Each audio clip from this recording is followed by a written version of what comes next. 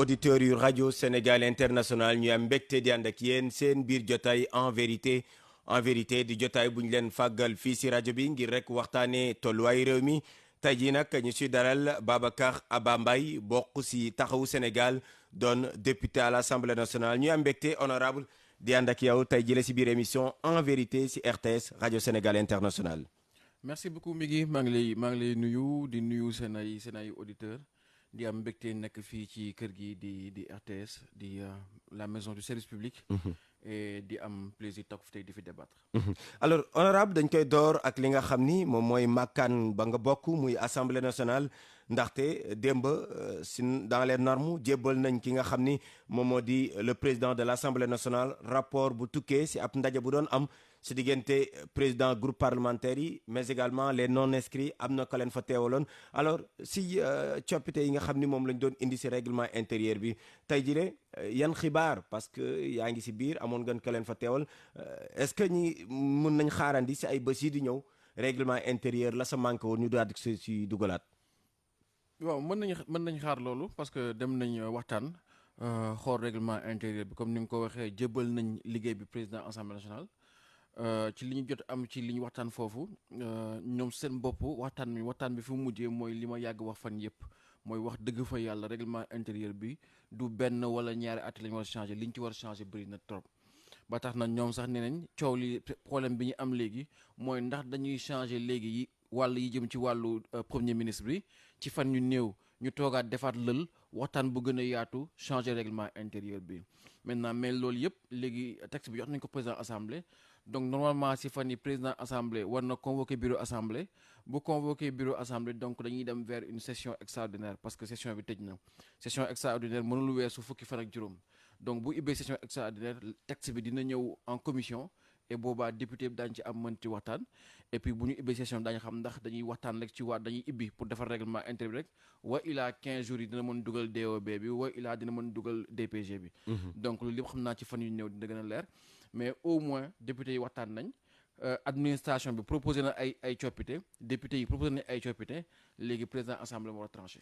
alors su fekkee ne président de l' assemblée nationale daal dinay woote session extraordinaire boobu ngeen di wax ba ngeen indi coppite maanaam par exemple suñu jëlee si ponk premier ministre ñu delloo la sa manqué woon application bi kañ la mun a doon parce que mun nañu wax ni kat ba ñu indee bañ ko réactualiser 3 mois après le premier ministre am sañ-sañu ñëw wala lan nga gis est-ce que foofu aussi problème mënul ñëwaat par rapport ak durée bi 3 mois yi. non problème mënu am parce que je pense que bu ñëwaatee parce que loi organique la donc bu fekkee ñu dañ ko voté assemblée délai yi dugg mooy délai de promulgation yi nga xamante ne bu ñu ko xasee ba promulguer après premier ministre mën na ñëw pour man li may wax mooy que toujours DPG bi amul problème tant que date butoir bi mooy bu ñuy commencer le marathon budgétaire. puisque budget bi ñuy voté pour l'année 2025 boobu dafay fekk ni ce sont les choix de ce gouvernement là nañ ñëw ministères yi arbitré voté seen budget programme budgétaire yi bees yi par rapport ak organigramme ministère yu bees yi li am solo mooy que balaa ñuy egg ci loolu te loolu muy commencé mois d' octobre assemblée bi dafay ibbi mois d' octobre première quinzaine du mois d' octobre ñu indil ñu budget bi suñu indee budget bi dañuy am lu ñuy wax 10 jours de lecture maanaam 10 jours yoo xamante ne fukki fan dañu koy am pour saytu budget bi daal di dem en commission maintenant nag budget boobu balaa ñu koy mën a lire il est important que ñu mën a xam intention premier ministre bi lan mooy seen ay projet à moyen long terme lan lañ fekk ci réew mi lan lañ ko bëgg joyante lan lañ bëgg lu indi lu bees lan mooy seen politique de décentralisation lan mooy seen politique économique dans la réalité au-delà li ñuy dégg de droite à gauche ay polémique fiscalité ensuite sur le foncier quelles sont maintenant véritablement les politiques publiques et je pense que balaa ñuy egg ci loolu je pense que li ñu war a am mooy am la DPG peut-être un peu avant le marathon budgétaire donc pour moi amuñu délai 1 mois ou 2 mois l'idéal c'est que ñu am la DPG avant le marathon budgétaire. Alors l'idéal c'est ça mais pourquoi ñu yegg si fii sa gis-gis parce que daanaka Sénégal dañuy wax souvent dañuy citer en exemple partout dans le monde mais dañuy gis ni si biir am na ay acteurs yoo xam ni acteurs politiques yi dañ koy poser que ce soit muy à l'Assemblée nationale ou bien ailleurs lan la tayeef la wala qu'est-ce qui s'est passé réellement. waaw polémique règlement intérieur bi pour man xamoon naa ni du jaas yàgg dina ñëw parce que assemblée nationale bi ñun ñu ngi dénoncer règlement intérieur bi depuis jour installation bi. bu leen fàtte ni règlement intérieur bi dañ ko tënkee nu nga xamante ne jour installation bi moom moo indi coow li am assemblée. parce que dañ ko tënkee noo xamante ne dañuy tàmm chaque fois bu candidat amee ñaari candidat ñooy am mais su ngeen fàttali ko keroog rentrée assemblée bi amuñu woon ñaari candidat ñeenti candidat lañu amoon. ñun ñu ne nañ dem bulletin couleur. ñoom ñu ne ñu déedéet li règlement intérieur la ñuy topp. donc muy premier problème deuxième problème ñu ñëw assemblée ibbi ñu am ay ministre yu nekk ci biir assemblée ñu ne leen non dañu war a bàyyi ñu ne non du ñu bàyyi parce que seen installation mu ngi commencé à partir de tey donc règlement intérieur assemblée bi dafa bëri ay difficultés par exemple expliqué naa ci lu bëri tey boo amee groupe parlementaire parce que assemblée bi dañ ko tëggee par exemple ñu ne la. boo jugee sa parti dem beneen parti. da ngay ñàkk sa poste député. ñu ñëw ku mel na Mimi Touré waa APR jàpp ni bokkutul APR bàyyil APR de. ñoom ñooy indi lettre rek ne ñoom dàq nañ ko seen parti. ñu jëlee ko assemblée xam nga dëppoowul ak yoon. dëppoowul ak texte règlement intérieur bi Ablaye Wade ak Diagne Fada un problème ñu ne boo génnee benn groupe bëgg bokk beneen groupe amoo droit def loolu. boo démissionné beneen groupe mënoo bokk beneen groupe. ñooy jékki-jékki ne pour nga am groupe parlementaire il faut nga am 17 députés donc loolu yëpp muy ay problème yu nekk si règlement intérieur yu nga xamante ne pratique parlementaire bi dafay imposer ay défis texte bi alors que texte bi mënul adapté wu. c' est comme texte bi dañ ko organiser xam ne assemblée chaque année chaque législature ay benn wala ñaar wala ñetti député non inscrits lay am tey intercoalition Yewwi Wallu bi ñu duggee si assemblée bi ñun taxawu ñu jékki-jékki am problème ak waa Yewwi ñu génn groupe parlementaire Yewwi nekk fukki député ak ñeent fekk ñeenti député fekk fa ñaari député non inscrits muy Thierno Alassane ak Pape Djibril Fall ñu jékki-jékki waa réew mi génn Benno Bokk Yaakaar fekkee ma ci boole génn Benno Bokk Yaakaar ñu au lieu ñu am ñetti non inscrits ñu am fukk ak juróom-ñetti non inscrits mu nekk lu nga xamante ne assemblée problème la parce que temps de parole bi ñu koy organiser groupe bi ëpp doole muy le groupe majorité moom moo ciy bénéficier donc chaque fois assemblée bi dafa commencé am ay défis politiques yu ñëw mais texte bi adapté wul pour xam nan la koy régler donc dans son ensemble législature bi moo woon mën a jeex te soppiwuñu règlement intérieur assemblée donc li tubaab bi naan li coow li c'est un mal pour un bien dafa fekk si loo xamante ne dafa waroon am mu accéléré ko mais naam tey pour man coow li mënoon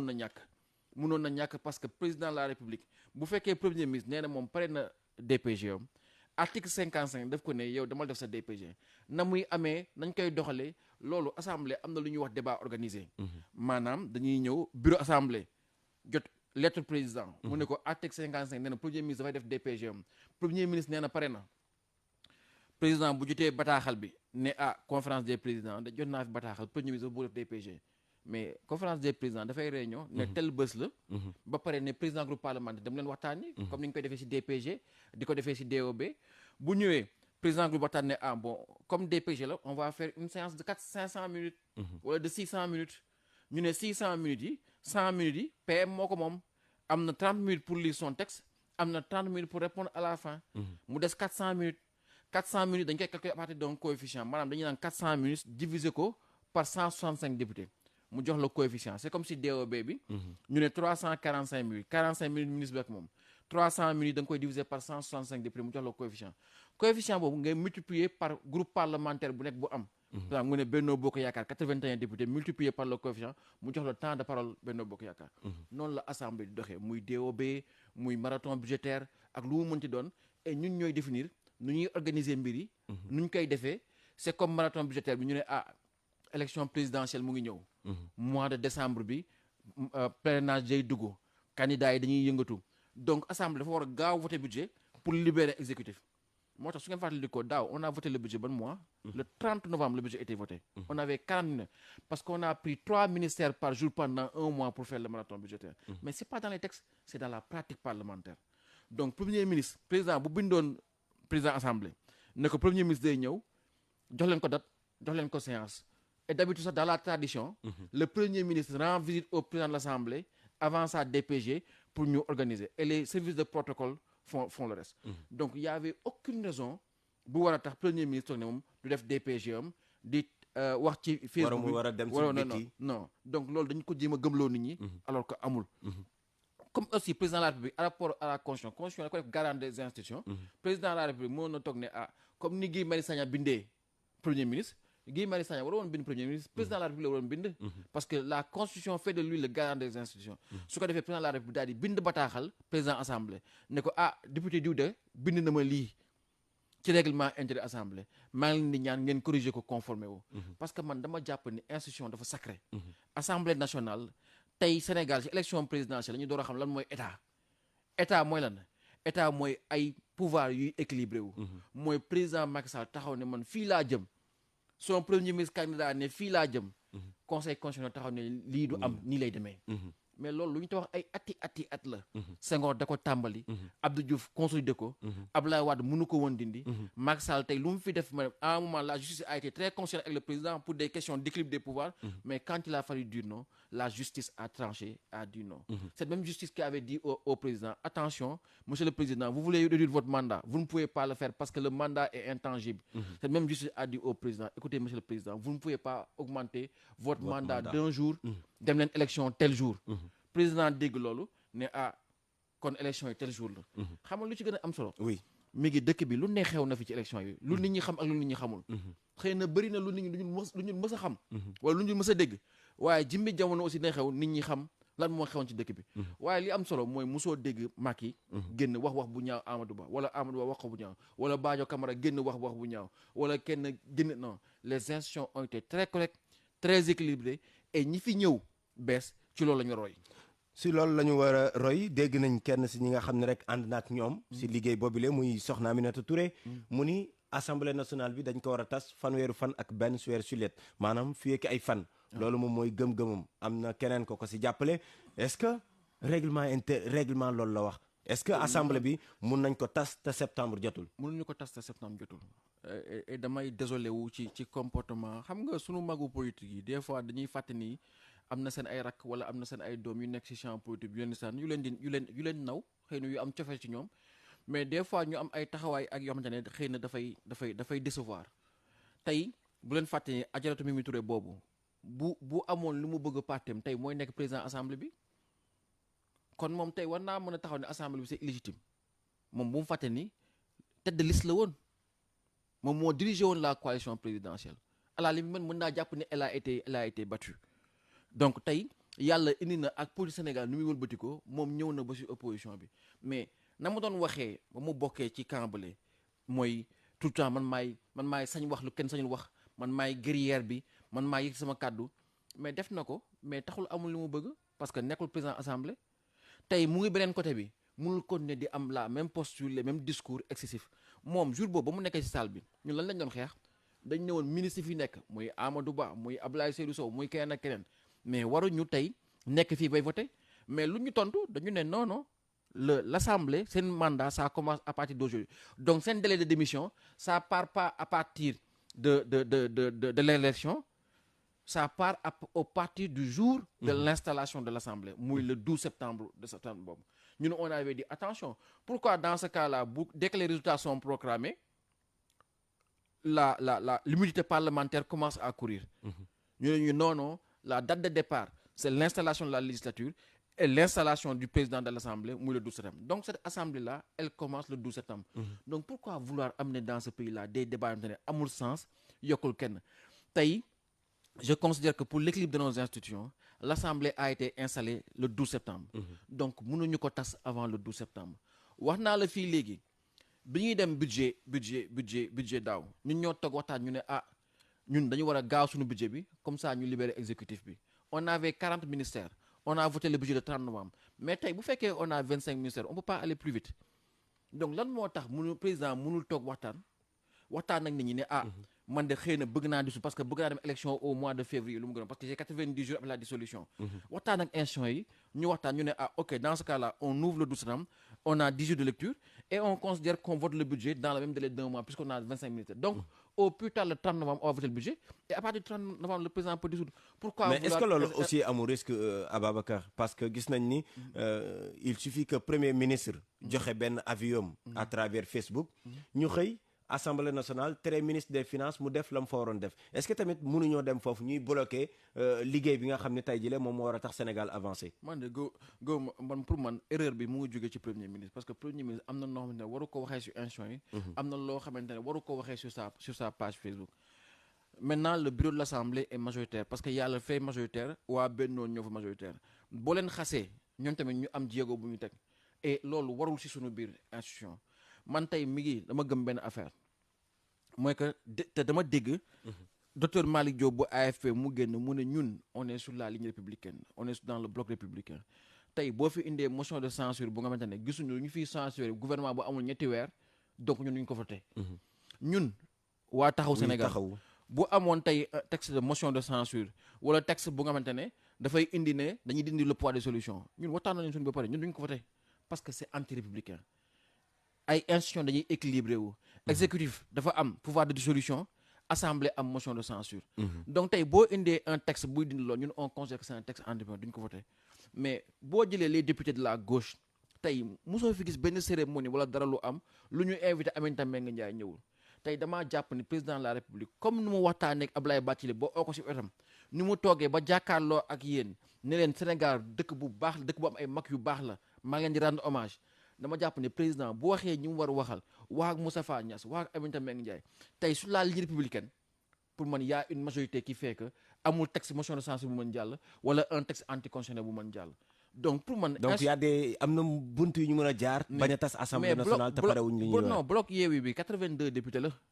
bul fàtte ni boo boolee Yewwi 53 boole Wallu 27 Wallu ak coalition Diomaye la bokk muy 27 muy nga boole ko ak taxaw. ñu delluwaat bloc Yewwi bi de 82 députés.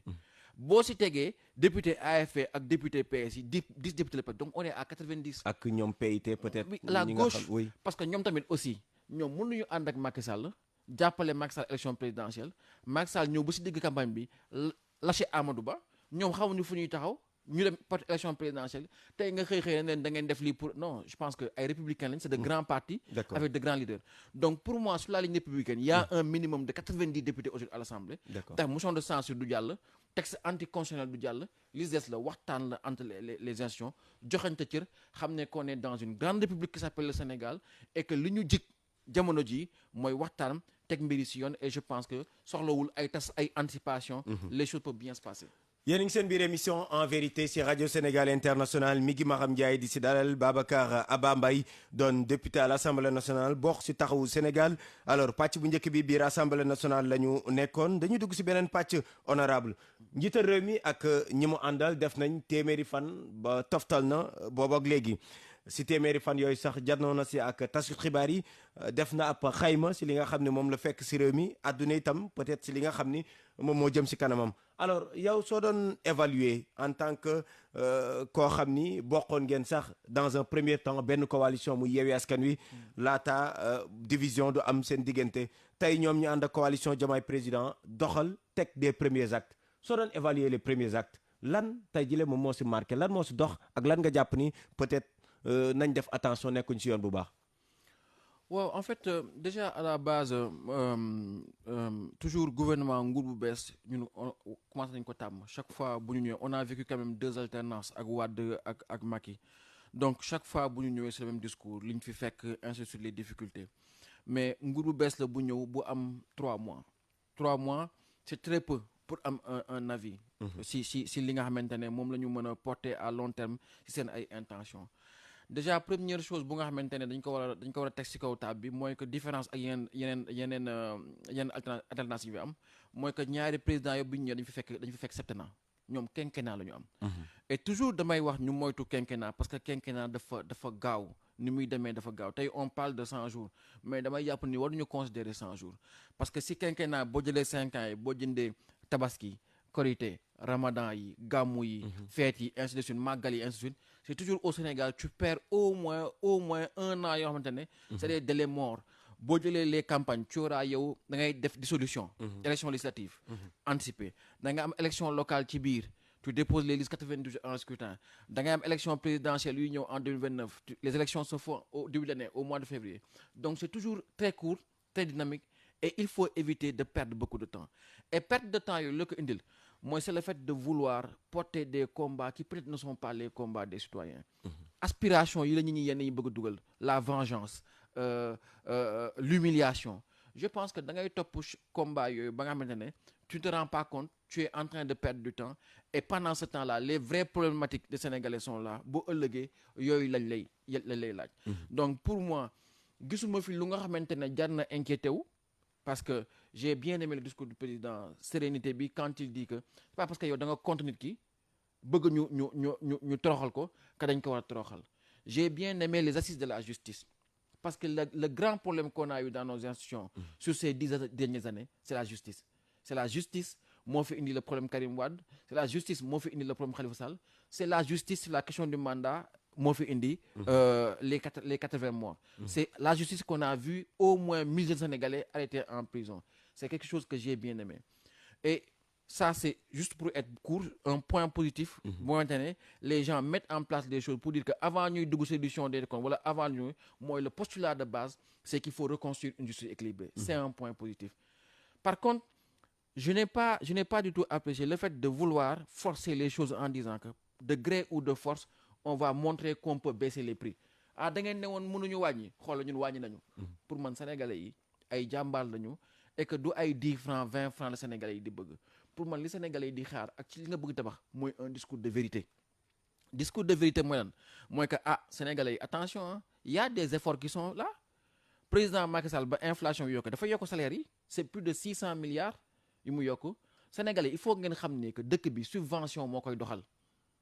Subvention sur le prix de l'électricité, subvention sur ndox, les hôpitaux, les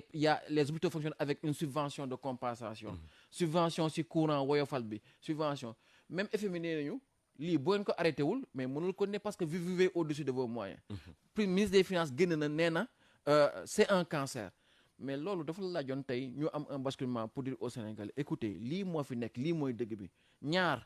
na ngeen nangu nag daañu ko jéem a wàññi. Parce que dañu wàññi sunu ay investissement de plus de 1%. Dëkk bu dul investir du développer wu. On a besoin de retrouver des marges pour mën a investir pour mën a développer wu. Parce que 600 milliards d'investissements c'est le prix de Ila Touba. C'est le prix de l'autoroute jusqu'à Kaolack. Donc on se prive d'investissement pour pouvoir financer votre vie au quotidien. Donc on a besoin de retrouver des marges de manœuvre en termes d'investissement. On a besoin de réduire les subventions, mais surtout on a besoin avec vous de faire un basculement culturel, d'aller vers la souveraineté alimentaire. Loolu moo tax ñu indi ministère bu bees et je pense qu'on a besoin d'avoir des accords et des consensus sur ça. Donc c'est des choses importantes yu nga xamante ne juste te donne 2 exemples, benn positif, benn négatif, et puis surtout wàññi la pratique politique, être moins dans le discours stigmatisant sur la question des impôts, sur certaines sorties du Premier ministre yoo xamante ne pour man jaru ko fi. Quand booy jiite askan da nga leen war a boole njiit président dafay defar askan. Senghor bu génnee ne une nation c'est un commun vouloir de vie commune. génne ne dëkk bi jom moo ko war a doxal ñu ne ko luy jom mu ne c'est le primat de la subjectivité et de l'honneur. Sénégalais yi nañu def ay kàll séeréer joolaa nañu ànd booloo nekk benn ba bu njëkk ba bu ñuy def ay affectation wala dara dañuy jël joolaa bi yóbbu ko fële dans le nord. yóbbu alpulaar bi dans le sud defar askan. Et c'est très très important. Tey dafa mel ni dëkk bi dañuy jël société bi def ko benn genre monstre bu nga xamante ne da nga koy dundal loo koy dundalee avec du sang mooy dañuy xaar nga toroxal gars yi ñu ne non devoir de vérité gëne leen ñu xam ay sàcc lañu mais nit ñi dañ koy consommer comme on consomme l'actualité pendant 1 mois et on revient à autre chose. C'est cette même société qui va dire après mais ça va qu'est-ce que tu as fait li ñu digoon et qu'est-ce qu'ils voudront manger après. mooy yow et je pense que ça c'est ku la dégg ngay wax xel yi day dem.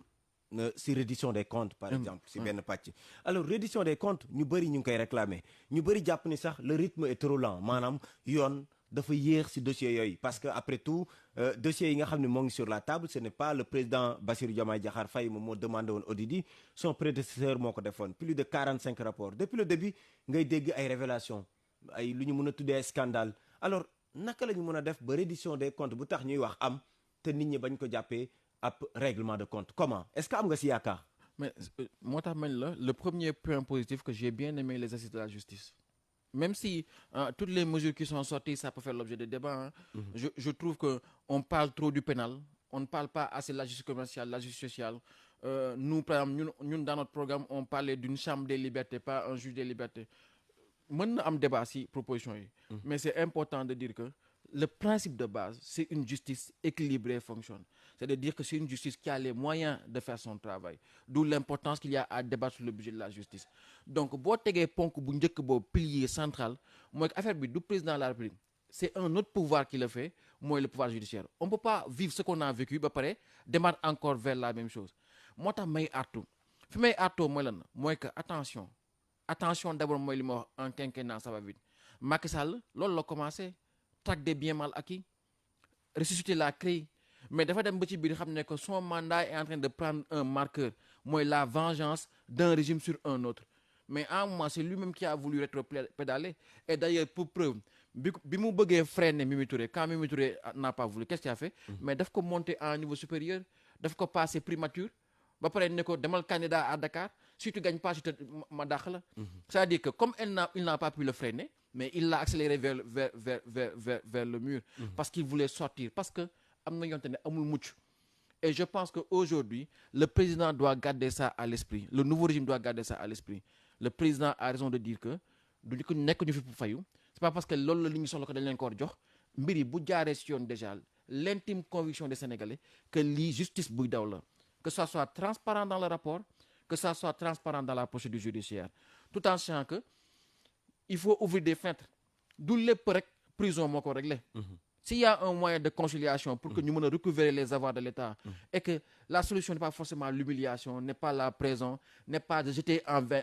la vindicte populaire je pense que s'il y a des moyens comme pour peut-être d'autres si ancien régime de récupérer les avoirs il faut ouvrir ces perspectives-là mais toujours est-il que je ne suis pas sûr et certain qu'il soit bon pour ce régime ou qu'il soit bon pour le pays que cette question des tracts-là la réduction soit au centre de la gouvernance mais soit un simple fait de justice. Alors Abba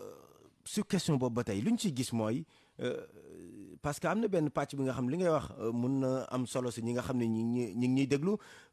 mooy lu ñu gis mooy des acteurs politiques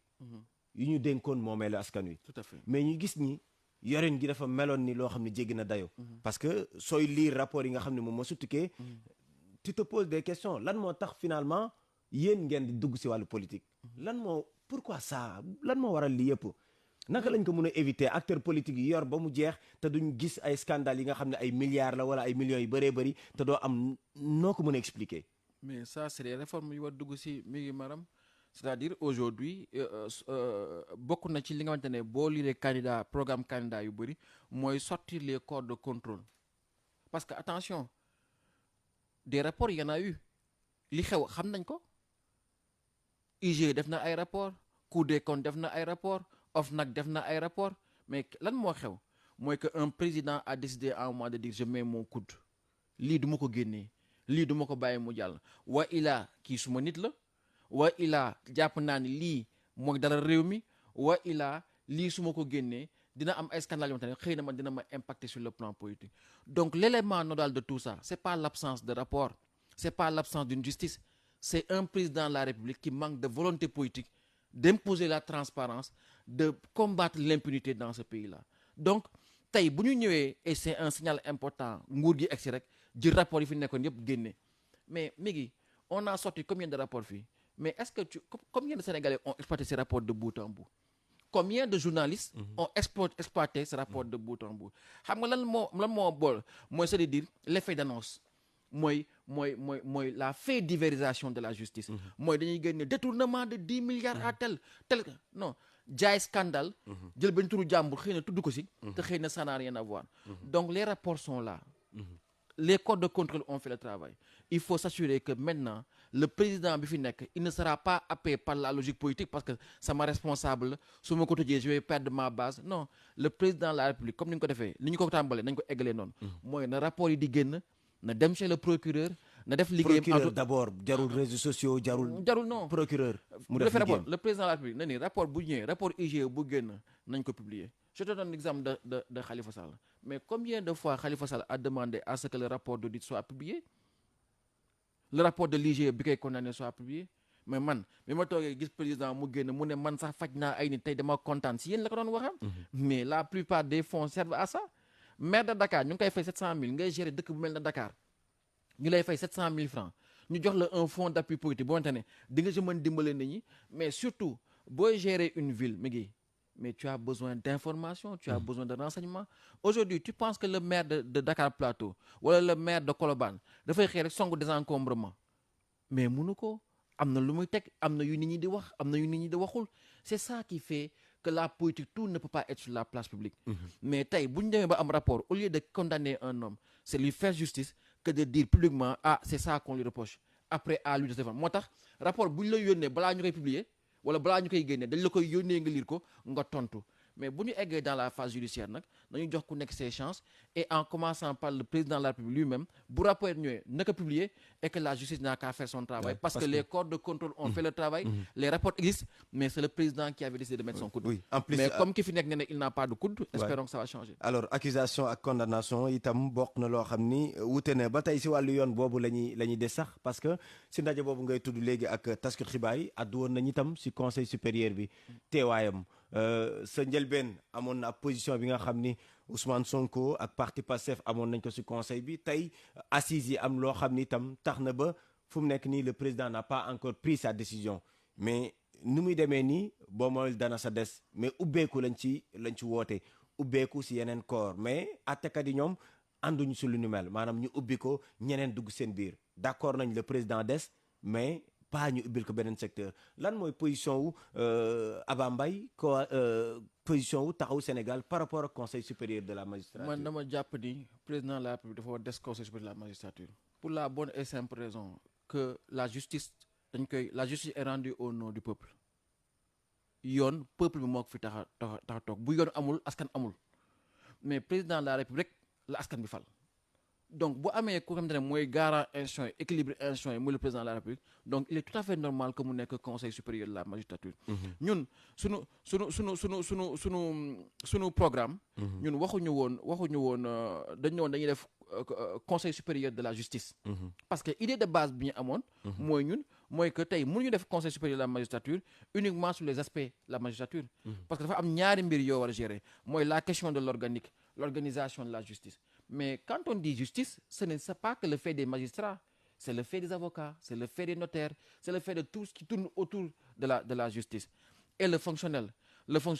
mooy la question de la gestion des carrières la question de la retraite la question des affectations la question du corps de magistrats en tant que tel ñun on voudrait un conseil supérieur de la justice mais on faisait la distinction entre ces deux éléments là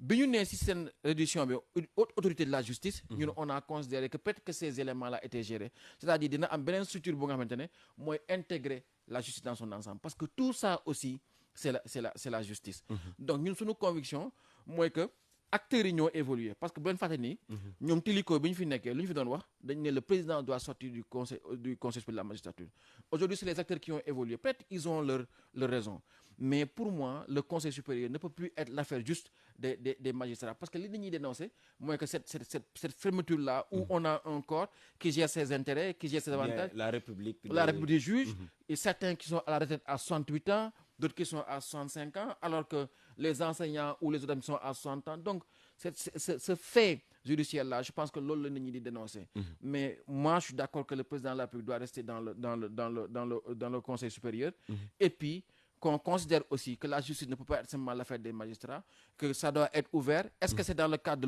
de la haute autorité pour la justice ou dans le cadre du conseil supérieur? Je pense que les débats doivent continuer puisque c'est un levier essentiel. Peut-être qu'il y a d'autres pressions. Le président, il a envie d'aller parce que li mu wax keroog seen rencontre bi mooy loolu lay xaar pour def les mouvements, peut-être pour faire les choix dans certaines juridictions pour mën a accélérer la réduction des comptes autre chose. Peut-être qu'il est pris à la gauche par ça. Foofu amoo fa benn crainte alors attente particulière par rapport ak les futures nominations yu war a jëm si wàllu yoon. amoo fa benn attente particulière. Par contre, moi,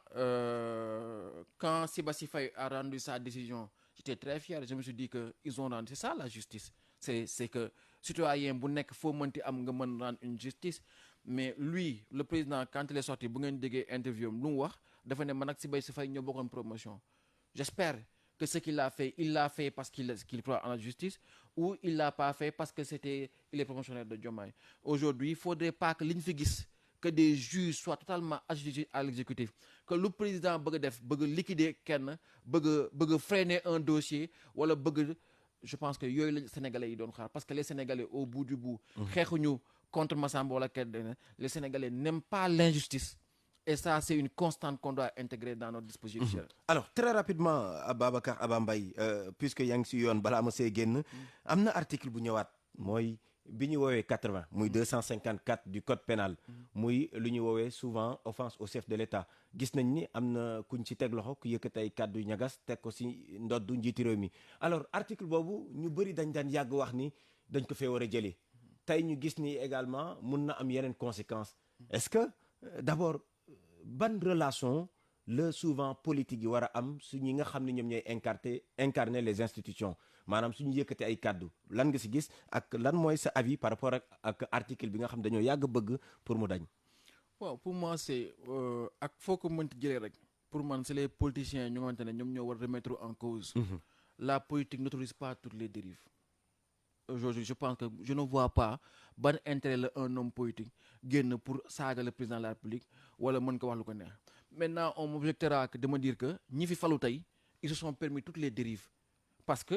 peut-être qu'ils vont nous dire qu'on on était en position de légitime défense wala on était en position de conquête du pouvoir mais aujourd'hui pour moi c'est la classe politique dans son ensemble parce que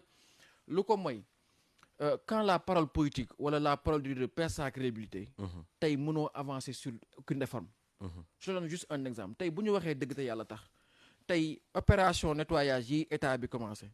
ñoom xam nañu est-ce que la population les suit ou pas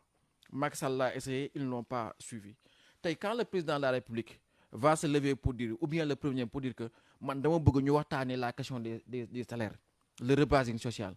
tu penses que quand tu vas dire à des gens je veux que vous renonciez à vos acquis est-ce qu'ils vont le faire tu vas aller dans les hôpitaux vous dire aux gens écoutez vous avez 25% de primes sur les tarifs que les gens payent si on veut baisser le coût de la prestation des hôpitaux vous renoncez à vos primes est-ce que les gens vont le faire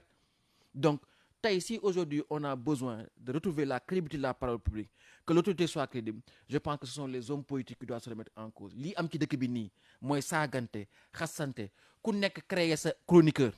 nga toog ci organe de presse wax sa morom lu naqari humilier sa morom ku nekk dem créer sa site internet di ko financer derrière ñuy indi seen ay chroniqueurs indi seen ay faux analystes ñuy waxante lu ñaaw je pense que d'abord la première responsabilité c'est de faire en sorte que la parole wala la politique au Sénégal soit assainie c'est une mission impérieuse et c'est un devoir que tous les hommes politiques doivent s'imposer man dans ma culture politique dans ma formation politique il y a des dérives qu'on ne se permet pas parce que à la base musuma gis sumay kilifa def ko. Est-ce que le problème ne se situe pas à ce niveau la formation dans les partis politiques. Non en fait c'est nit ki Aïssata Tall Sall dafa am lu ñu doon wax bi ñu nekkee ñu dafa lay wax ni que tout le temps nit ki li nga am rek ngay indi si politique sa éducation ngay indi si politique. Maintenant il peut y avoir des combats politiques nga gëm ko ak nga ñàkk ko gëm et tu penses que comme ni ko yenn xale yi gëmee que tu te bats contre le système tu te bats contre ñëpp ay sàcc lañu tu te bats contre mais une fois qu'on est au pouvoir il appartient à tout un chacun d'avoir un discours qui apaise mais bu fekkee toi-même en tant qu'autorité tu continues dans les outrances l'opposition aussi va se dire que nous aussi on doit riposter et je pense que du sagu Sénégal à chaque fois ñu tomber arrestation saagante parce que yow yaa ko doon def et je pense que tey pour man c'est un défi que toute la classe politique doit s'imposer et ça doit être une des missions principales bu président de la République ak exécutif bu bees bi am mooy d'assainir le champ politique parce que c'est une question de surenchère mi ngi bi ñuy xeex ak Ablaye Wade fii benn Souleymane Jules nga fa xoon mu nekk état Canada di def ay live di bind seen web aujourd'hui tu as Mola Morgan tu as Kayz Fof tu as Tunkara tu as chaque jour 5000 10 000 Sénégalais qui font des lives yu nga xamante ne saaga nit ñi xas nit ñi sa parent di lire sa jabar di lire sa doom di lire et je pense que c'est malsain parce que fii koo fi toroxal mu jàppal la haine et muy continuer une fois j'ai eu une discussion très intime avec quelqu'un comme Thierno Bocoum qui est un garçon admirable très digne un grand parlementaire qui s'est toujours battu suma xarit la et tout qui a beaucoup de qualités mais quand quelqu'un parce qu'il fait de la politique d'accord son seul tort c'est de ne pas avoir été d'accord à un moment avec Sonko mais mu jaral la nga saaga ko ba tudd son fils qui est décédé dans des conditions tragiques mais kooku tu lui crées une plaie bu nga xamante ne du la ko mës a baal et la haine appelle la haine parce que la violence appelle toujours la violence tey quand un Abba parce qu'il appartient à une coalition am na problème ak Barth wala problème ak Khalifa boo xamante ne fekkeewu ma réunion fekkeewu ma dama dem naa ci Khalifa ne ko qu'est-ce qui se passe mu ne ma Abba je suis candidat et dama bëgg ngeen jàppale ma parce que jàppale ko que tu passes nga ni da nga may defal 72 heures. nga toog 3 jours di ma saaga samay mbokk di lire peut-être que mën naa ko supporter mais xëy na yaa ngi def lu nga xamante ne suma benn mbokk wala suma benn kii mu lay jàppal en bu nga xamante ne xëy na dina xaar bés bu la jekkoo delloo la ko. Et c'est comme ça qu'on monte dans la surenchère. Moi, je suis pour le maintien de l'article 80 parce qu'on ne peut pas tout se permettre dans un pays. Un pays ne peut pas avancer dans la discipline. Et c'est ça le grand débat aujourd'hui qu'on a dans la démocratie. Les gens te disent que la démocratie, c'est l'impuissance politique. En Russie, ça avance parce qu'il y a Poutine. Les Chinois ne pensent même pas à la démocratie parce que tu ne peux pas gérer 1 milliard de personnes dans la démocratie. Mais les Chinois, ils te construisent un hôpital en moins d'1 mois. Ils te construisent des ponts pharaoniques en 1 an. Mais tey France, loo fa bëgg def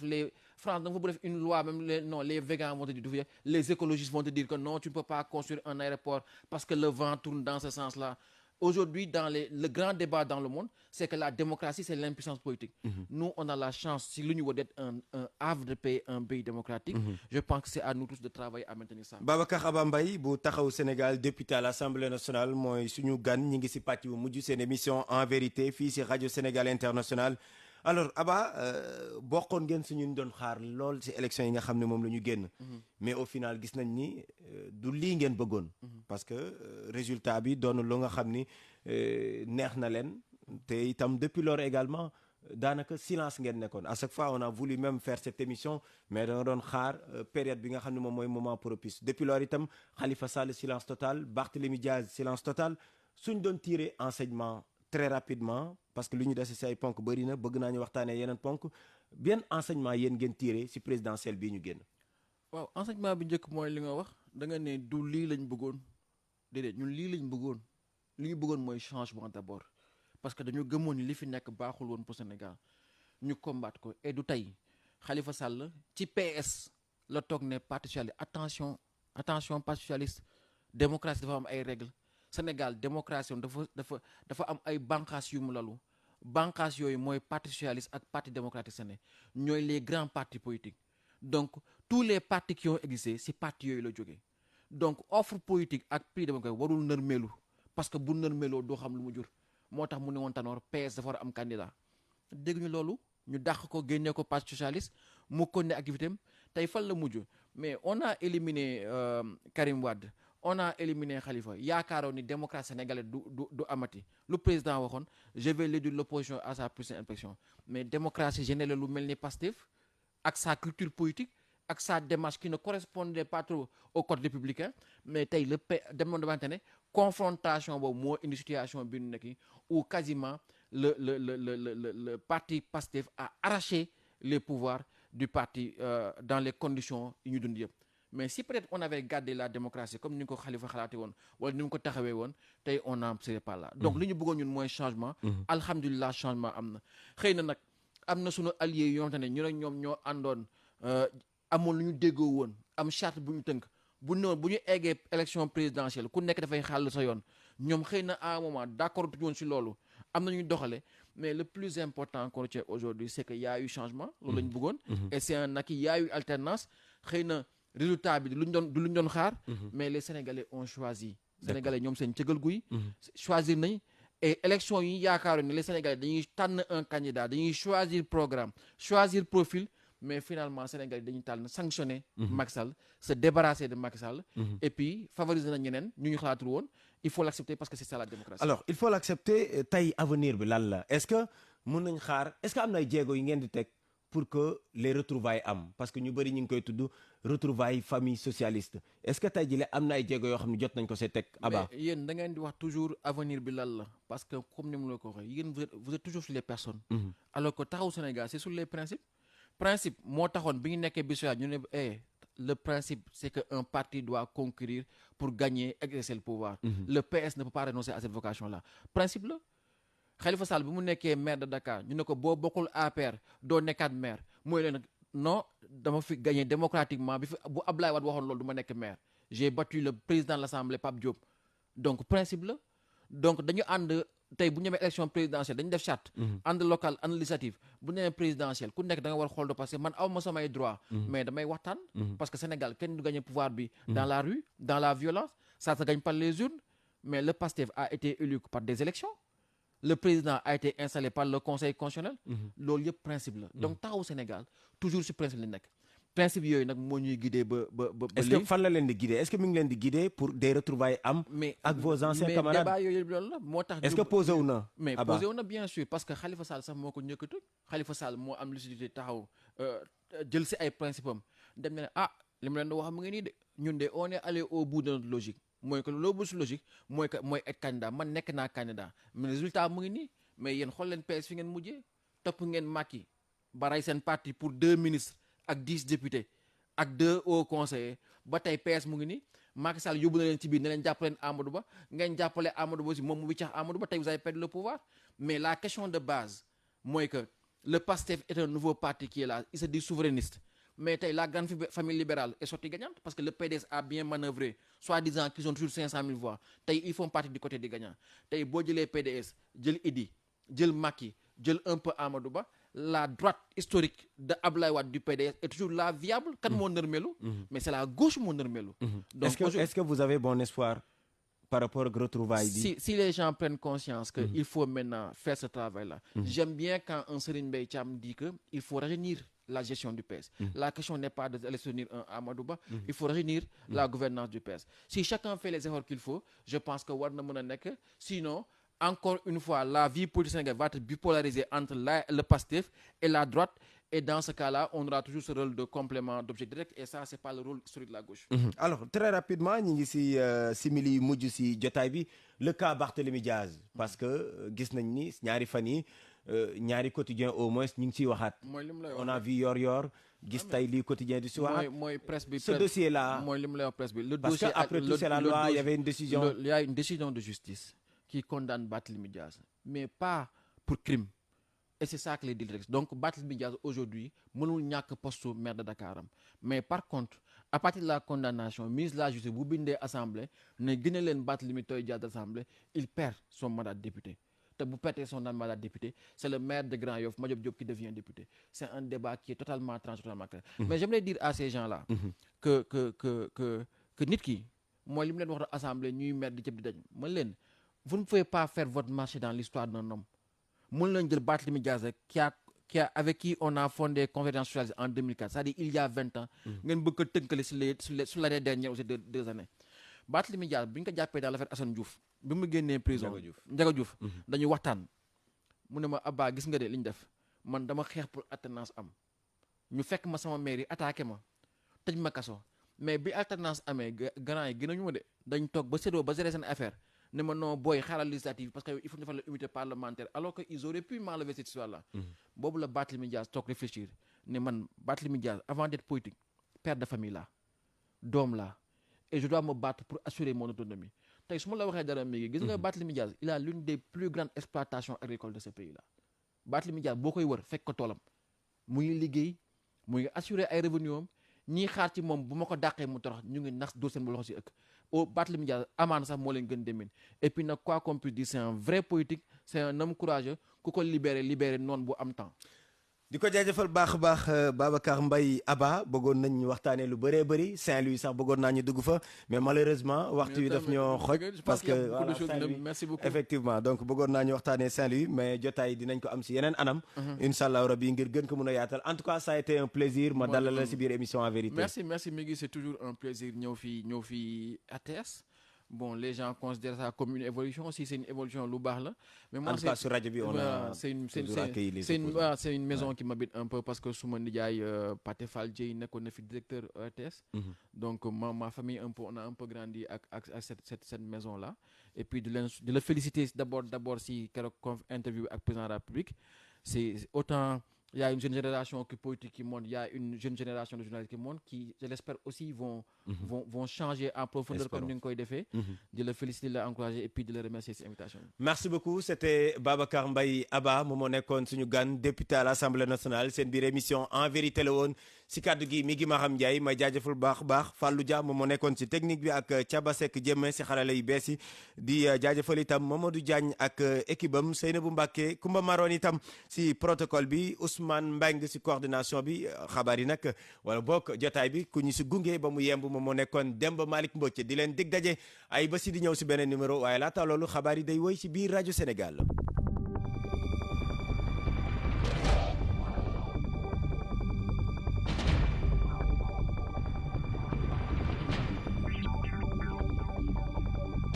en vérité. du ma mos a bokk mukk ci luy dellu